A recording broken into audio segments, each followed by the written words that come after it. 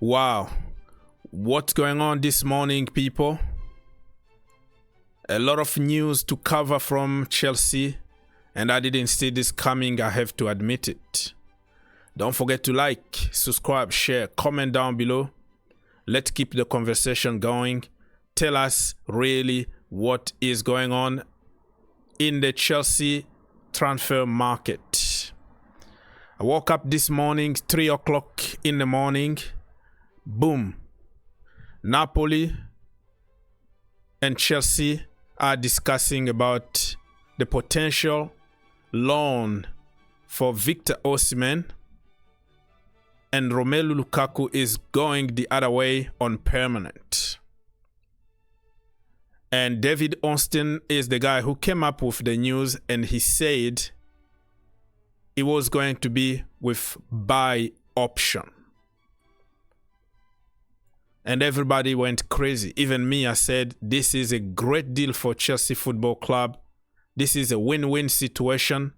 You don't have to pay anything if he doesn't perform, and you get rid of Romelu Lukaku.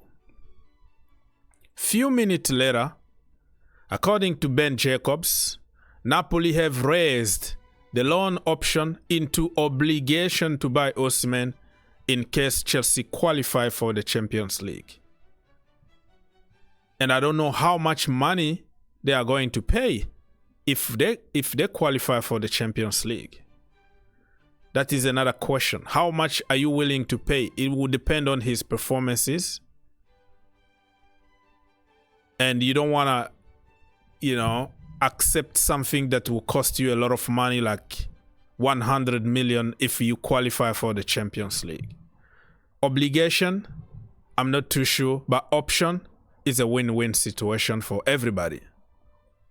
What do you think Chelsea should do with Osimhen? Accept whatever Napoli is imposing them, or be more smart when it comes to this kind of deals?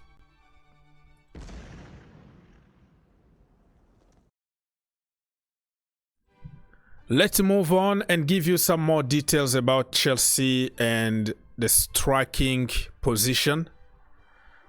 Romano hasn't really said anything about Osimhen. This is from yesterday. He said Napoli keep looking for a solution for Victor Osimhen as they want to bring Romelu Lukaku as soon as possible. He understands that Napoli could also be open to discussing Osimhen as part of Lukaku's talks. So it just makes sense. It's just like the continuity of what David Austin's reported this morning. So Fabrizio is just waiting for, that killer pass from somebody so he can report on it. By the time I post this video, he could already post something. So you will let me know in the comment section down below. Victor Osimhen has agreed terms with PSG, but Ben Jacobs understands that he will favor Chelsea instead of PSG if Chelsea manage to agree terms with Napoli. That makes sense? So he already agreed a contract with PSG, but between the clubs, nothing is happening. Too expensive. PSG don't want to pay a lot of money, but he already said yes to PSG. Now, Chelsea comes to the conversation. Apparently, he's going to give his priority to Chelsea, even though PSG are in the Champions League and probably will offer him more money. We don't know, but let's wait and see.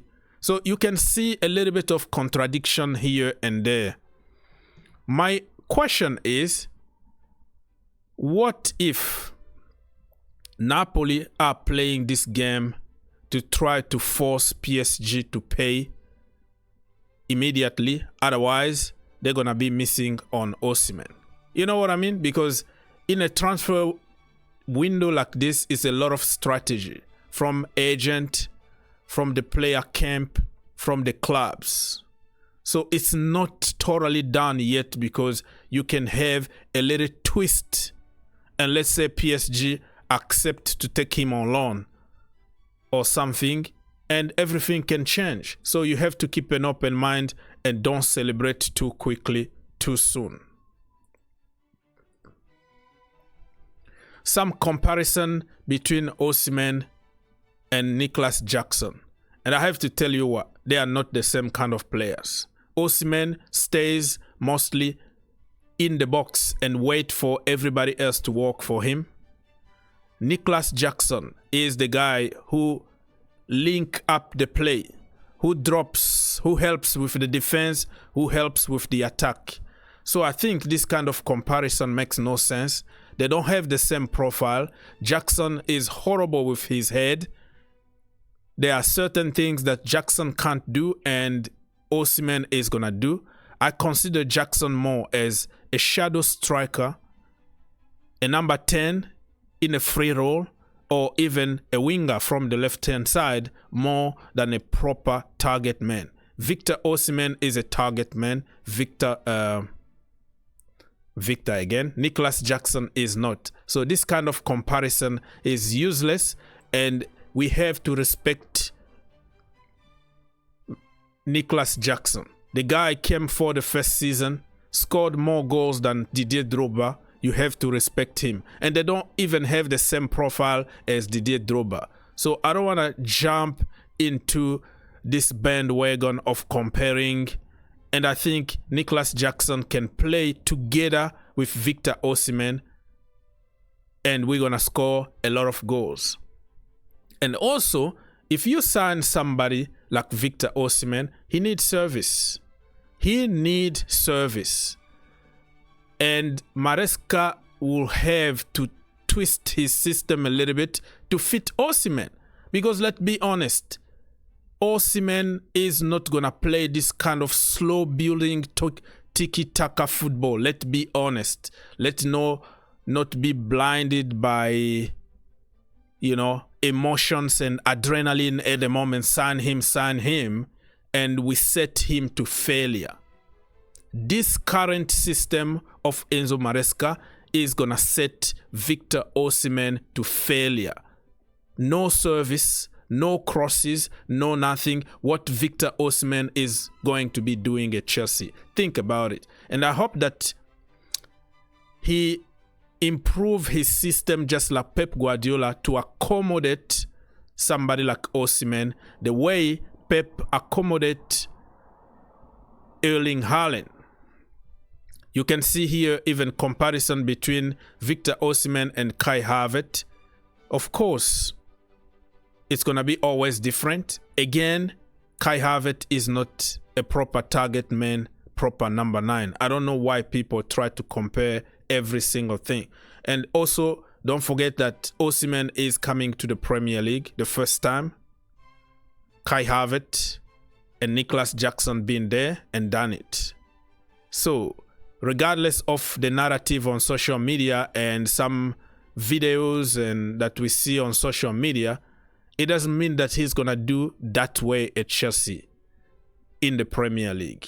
So it's a big risk. Every transfer window is a huge risk. And talking about number 9.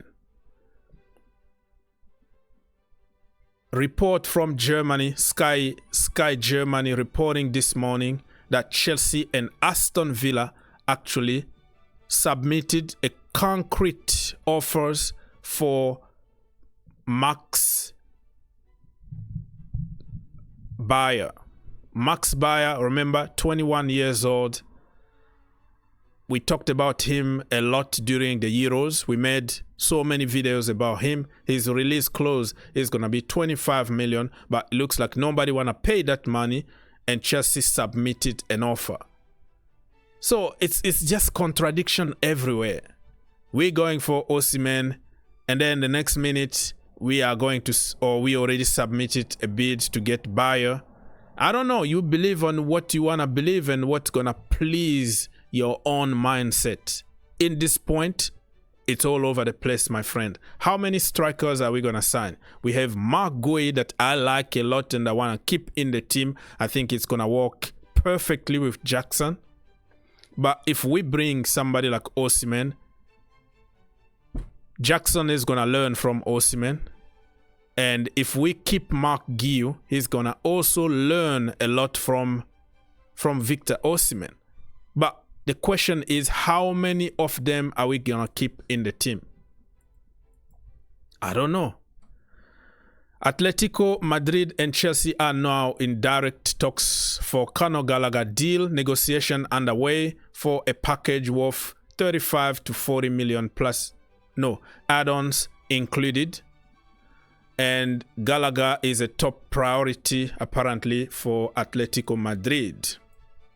Now, Omorodion is somebody that you have to keep an eye open, because if Chelsea are going to allow Conor Gallagher to go there, I think they might have some kind of guarantee to carry on with the deal for Omorodion. So another one, another number 9 that Chelsea could end up by signing. We are confused at the moment, and we don't know what we're doing at the moment, right? And again, yesterday I said this. I don't hide myself from the truth. I don't flip-flop, ever flip-flopped. Always there to say what I think is good for the club and to make sense. Yesterday I said that I'm not going to jump to the bandwagon of Victor Osimhen. Part of that because of the money that he's going to be on, and the money that we'll be spending, 100 million on him. It's going to be a lot of money, and he's going to be under a lot of pressure at Chelsea Football Club. And we know when somebody is under pressure, they tend not to perform good at Chelsea Football Club. But if we sign him on loan, that means he's going to force his own transfer. Like, hey, if I score a lot of goals, I'm going to stay here. That is a good deal, because you have to test before you buy. You know what I mean? So I'm not going to lie. I'm not going to flip-flop. Victor Osimhen is not my number 1 choice. I'm not a fan of Victor Osimhen as a player. I'm a fan of Victor Boniface, Victor Gyökeres, Sesko, and other number 9. Victor Osimhen, I think he's one-dimensional. But if we can adjust the system to fit him, he's going to score a lot of goals. Now we killed already Reece James. We killed already Malo Gusto. We don't cross the ball. From the left-hand side, Modric don't know how to cross the ball. Raheem Sterling don't know how to cross the ball. You are buying an elite guy who can jump higher than Cristiano Ronaldo, very good in air, and you're going to play that slow building tiki-taka stupidity that is going to set him to failure. But if we can adapt, I think he's going to be a good, just like John Obi Mikel said. He said that Osimhen is not somebody that will participate to the play. He's not somebody that will, defend and tiki-taka things, but he's going to bring goals. And that is what Chelsea need. Goals. But you have a setup. You need a setup that will allow him to score goals. So let's wait and see what's going to happen. Fingers crossed. And if he comes to Chelsea, welcome. And I always said, the day that he will sign for Chelsea, he will be the best striker in the world, better than Haaland, better than Xerxes, better than anybody that I know, because that's what I do. I don't choose players. I don't sign players. The players are imposed to me. Even if I didn't like you, I will always support you. A manager or a player, Pochettino, I didn't like him. I ended up by supporting him until the last minute. So many players that we bought, I didn't like them in a personal level, but when they sign for Chelsea Football Club, they become my boys, and I support them and call them the best in the world. That is exactly what I'm going to do with Victor Osimhen. Nothing is going to change.